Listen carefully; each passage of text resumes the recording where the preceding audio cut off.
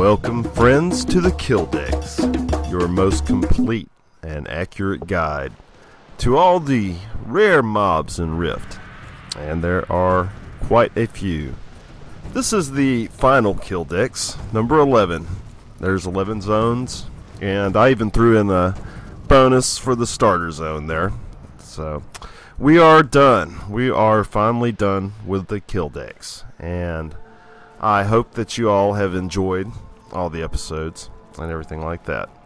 So let us get started here in Iron Pine Peaks, another place overrun with invasions and footholds and you name it.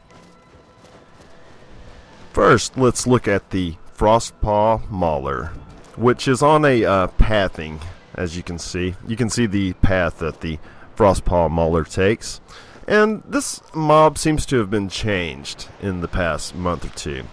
Because when I was leveling up, I remember seeing like these, which is what they list on Alakazam as these two lights. And like, if you look, there's a rock over here to the right. And on that rock there was like a blue light and an orange light or something like that. And there was like two little cubs. And if you killed the little cubs, she would come charging out, the Paw Mahler. And that seems to have been changed. As you see now, she just kind of passed around the bridge here. And, not anything special. I believe it was changed, like, because people are, don't want to kill little baby cubs. And probably some complaints about that, because they were pretty damn cute. And I imagine people didn't like having to slay those little baby cubs. I knew that I almost just passed them up, thinking, I'll just let those little babies, but those two little lights, they made me think, yeah, maybe there's something special here.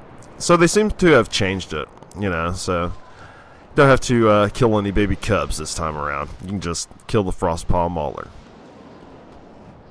It wouldn't be totally unheard of for PETA or another such organization to file a complaint. So yeah, I'm sure they just took it out. If people didn't like it, then they took it out. I don't blame them.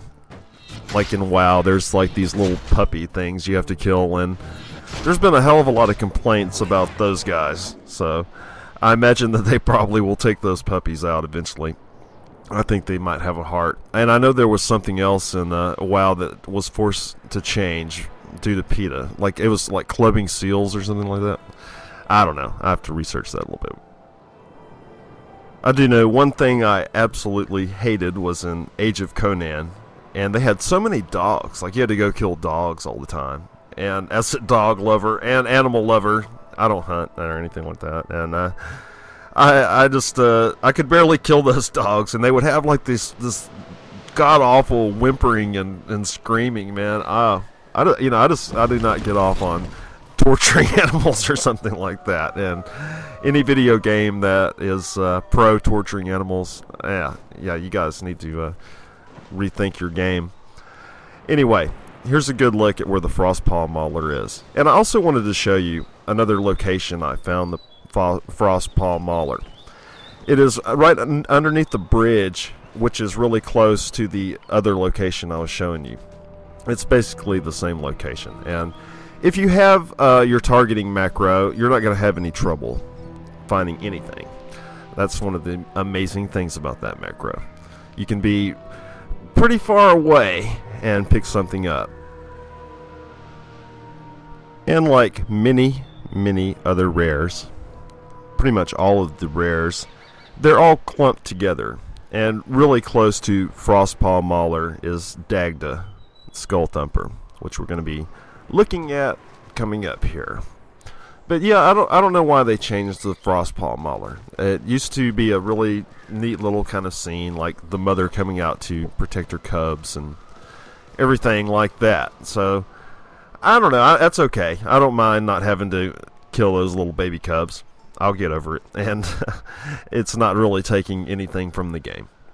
Here we are looking at Dagda, Skull Thumper, and as you see, he kind of goes up to the top of this rock here, and then he kind of passed back down, and all that good stuff. And he's like the lookout, I suppose. And Dagda, he is another one of the mobs which I found at 2 different locations as well. I mean, like really close to each other.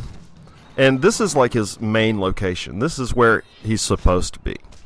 This is his very close to his spawning point. You know, this is his main location. But I found him also underneath the bridge as well, just kind of cruising around. But there's a very strong possibility that he was drugged there by an invasion. I mean, have you ever noticed the aggro radius on an invasion and the mobs surrounding it? I mean, it's really crazy. I mean, it's like twice that of what a player is. So, and here I just wanted to show you him underneath the bridge, and you know, you see he's walking and it kind of looks like he belongs here. So there is a strong possibility that, you know, he does spawn here as well. My targeting macro is what picked him up, and as you see, I do recheck these locations. Even if I do get one of these rares, I will go back to make sure that I was accurate, and that's why I call this Killdex the most accurate, you know, that's out there right now. I mean, you have video proof of my kill. I'm not just saying, hey, I killed Dagda at 4199 1868. You can see exactly where I killed the guy at. And, you know, I provide the targeting macros and all that good stuff. But, yes, I really do go and check these things more than one time. You know, usually 2 or 3 times. I will try to go back and check, and I'll also be checking on the spawn rate.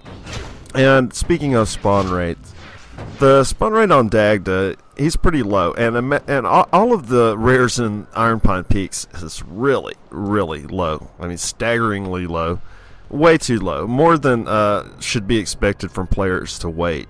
You know, some of these mobs, I started camping, like when I started camping Gloamwood mobs, and like I've said before, I will camp 2 servers at the same time, and I'm telling you, it took a long time to, you know, get every single mob. It won't take you as long to get your achievement, but it's going to take you quite a while to knock out Iron Pine Peaks as well. I'm telling you that some of the spawn timers on these guys, I mean, are like weeks. Are like almost a month, and that just is way too long for a player to be expected to wait, especially with competition and half of them being killed by invasions and rifts. That's just way too long. Every rare should at least spawn once a day. You know, that's just way too much to expect players to wait. The amount of time I've waited, this was a challenge for me. I challenged myself to make this Killdex and get every single rare. And I tell you, it was one hell of a challenge, and it took a long time to get all of this made. Now, let's look at the Arctic Peakstalker. And he's very close to the Chancel of Labors, and he's very close to another rare by the name of Frosthide. And like I said, a lot of these rares are really clumped together. In every zone, it's like that. Every zone, there's like 3 rares really close together. Within range of the targeting macro. Like if you moved 3 or 4 feet one way, you'll pick up one mob if they were all up.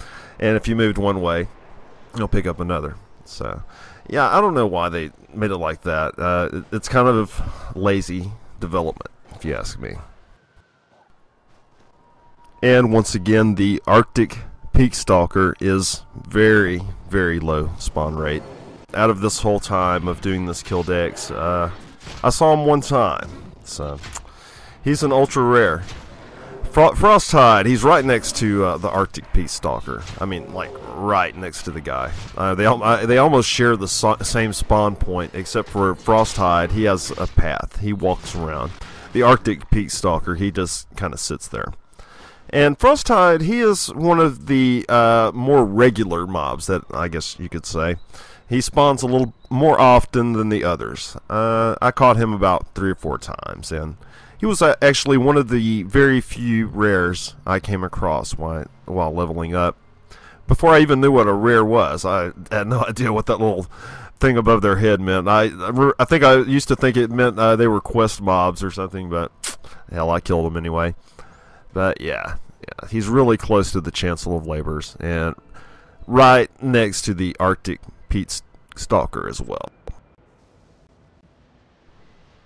And as you can see how very, very close these rares are to the porticulums for, the 3 areas in Iron Pine Peaks: Whitefall, Exile's Den, and Chancellor of Labors. So you're going to spend some cash going in between those 3 places. That's really the best way to do it. You can zip across all of Iron Pine Peaks just by using the porticulum.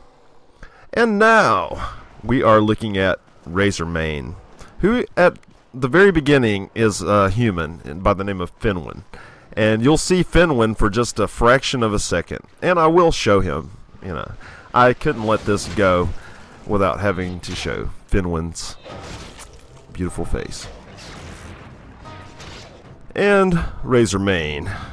He is part of the werewolf problem in Iron Pine Peak. They have a serious werewolf problem next to Gloomwood. Well, they are right next to each other, so that should be expected. And, they're part of the underlying story. Yeah, it's not as much as the other zones, though. In the other zones, a lot of the rares would tie directly into maybe some of the quests or some of the artifacts, some of the lore, but not as much in Iron Pine Peaks. Not as much, but something that I just really can't get over is the spawn rate in the zone for the rares. It is so low. Razormane, on the other hand, he is a more regular spawn. He's not as bad as some of the ultra rares. He's one you're going to want to seek out in the beginning. The ones you're not going to want to look for at the very beginning are like Mad Hager and the Blackblood Drake. I would look for those at the very, very end. I would focus on the other mobs first, and then go for the ultra rares if you're still in need of your achievement. Now, Razormane, he is right next to Exile's Den. He's right in the little culvert. If you look down from Exile's Den, and you'll see like the little rope bridge across, and yeah, he's down from the rope bridge. And you see like I'm kind of going back to where his original spawn point was to make sure those coordinates are accurate. And there's the bridge I've been talking about. And another mob that spawns right on top of that bridge is the Netherworld Wanderer.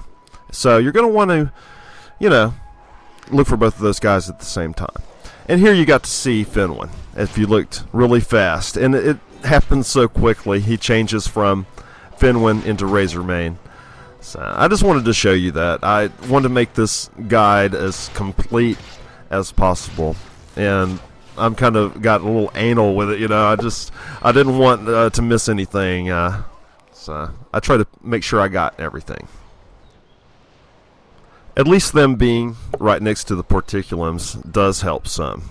So it doesn't help a whole lot. It's the only small little advantage you have, is there being so many porticulums for Iron Pine Peaks, because every other zone usually only has one porticulum, and it helps out a hell of a lot. Having 3, you can go from the complete eastern side of the zone to the complete western side of the zone. Easy as pie. Now we are looking at the Netherworld Wanderer, which is directly above Fenwyn in Razormane. And you see what he does. He kind of goes to the bridge and bangs his axe on the ground, and then he'll start to move across the bridge, and then you'll see what happens. The guy drops right through the damn bridge. And I'm like, where in the hell did he go? So I look down, and yeah, there he is on the ground. And I'm pretty sure that that's not supposed to happen. I'm fairly certain he's supposed to stay on the bridge, because he always paths back up on the bridge. So that's the best place to catch him, is just stand on the bridge and don't come down here, because you're going to see what happens if you just start following him and he's keeps pathing and you're not in his line of sight. He's going to go right back up and go right back up on the bridge, and you're not going to be able to get up there. So what you're going to have to do is climb all the way back up. And with the magic of editing, you don't have to watch me climb back up there. And you see he just comes right back across the bridge. This is his path. He just goes around and around the bridge, and he'll stop for a couple of seconds, and then he'll bang his axe. And that's pretty much it. He's kind of a regular spawn as well.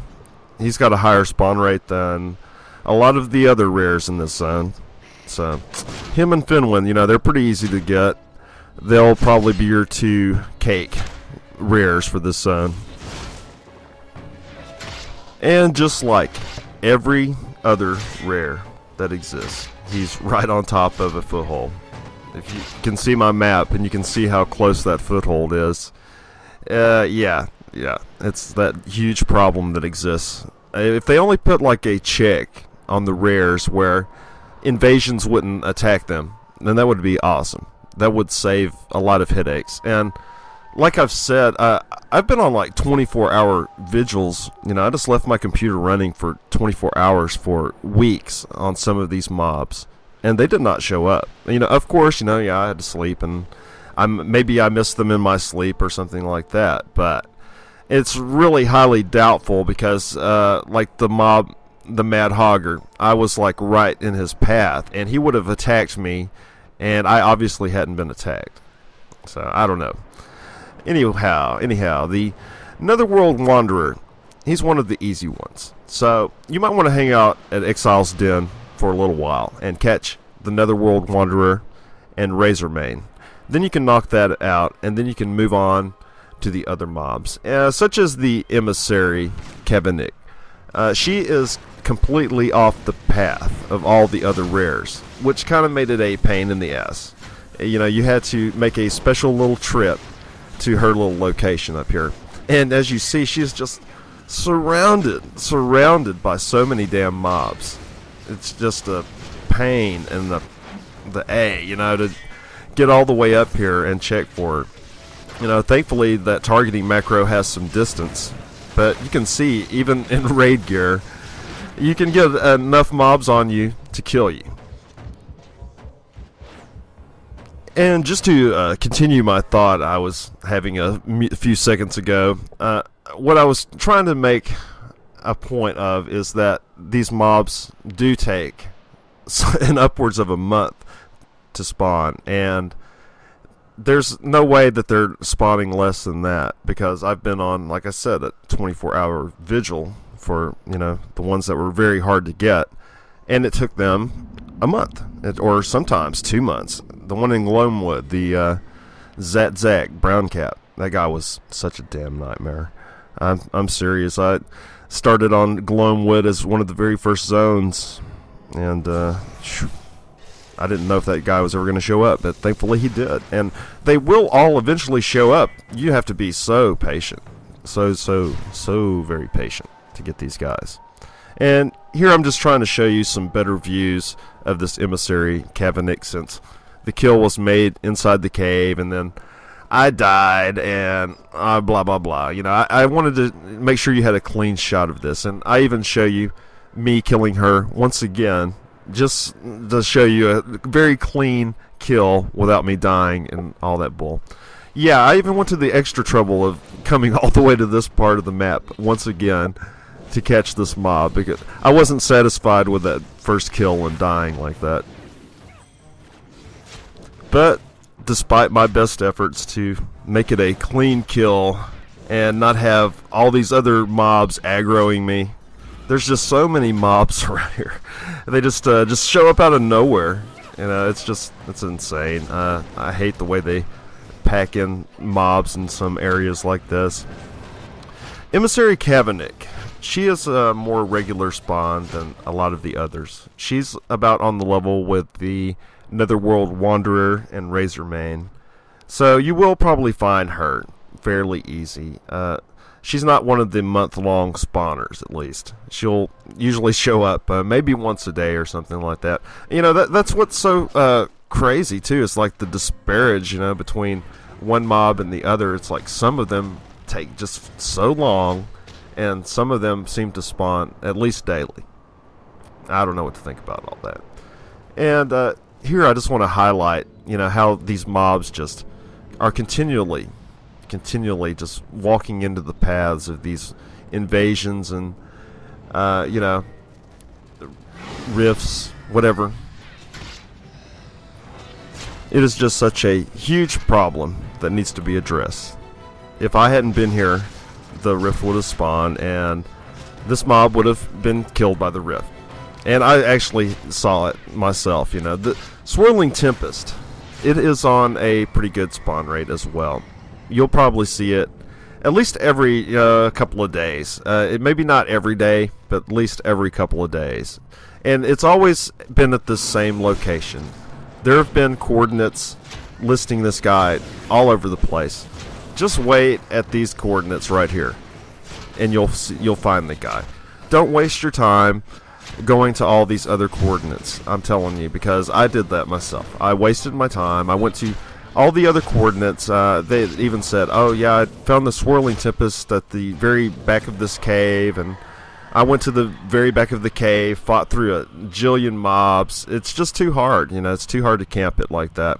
The best way to do it is just to sit at these coordinates right here. And one of the very, very good things is the swirling tempest is right next to the Mad Hager, right next to the blackblood drake. So you at least have a chance to catch those guys. You know, it's all luck. It's a lot of luck. But I know for a fact that some of these are on just outrageous spawn rates, like the blackblood drake and the Mad Hager. Those are the two ultra rares in this zone. It takes them for friggin' ever to spawn. Thankfully they're right next to the swirling tempest, so it's a good idea, you know, to just sit in this little area right here and wait for them, and just go in circles, and you'll eventually at least pick one of them up.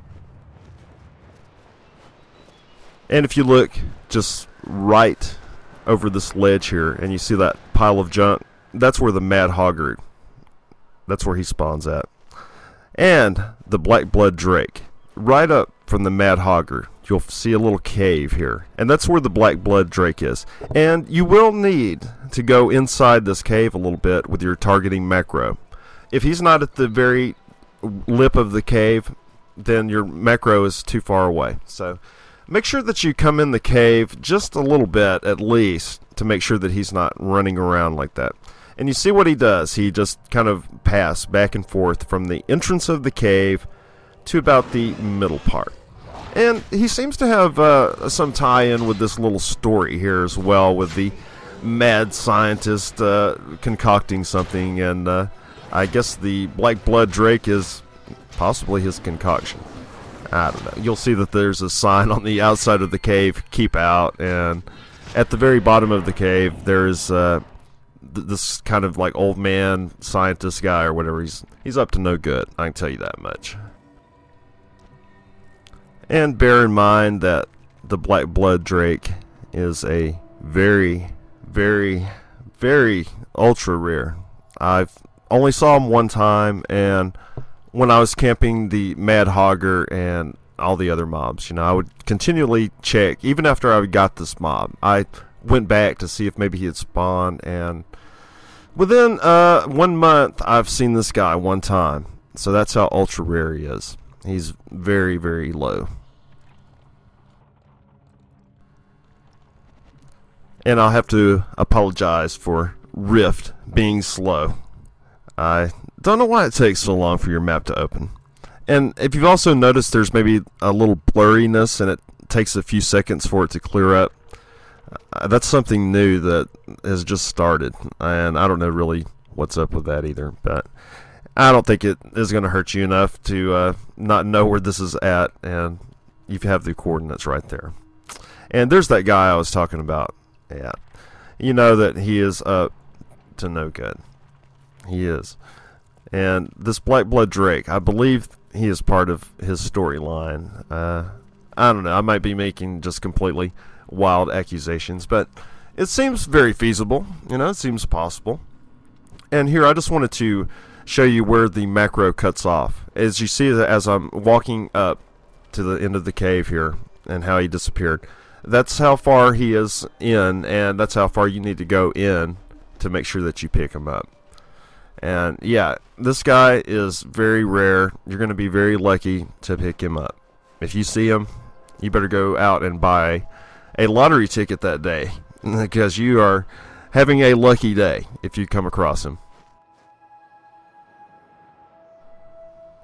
And if you look right down there, you see that pile of junk again, and that's what brings us to the Mad Hager. He spawns right out of that pile of junk, and I pretty much caught him right when he spawned. As you saw, he was running out of there, and he yells, "Hager mad! Hager so mad!" And what he supposedly does is he runs all the way to Whitefall, and you have to cut him off before he gets to Whitefall, because he gets killed in Whitefall by the guards. You know, it's kind of stupid if you ask me. You know, once again.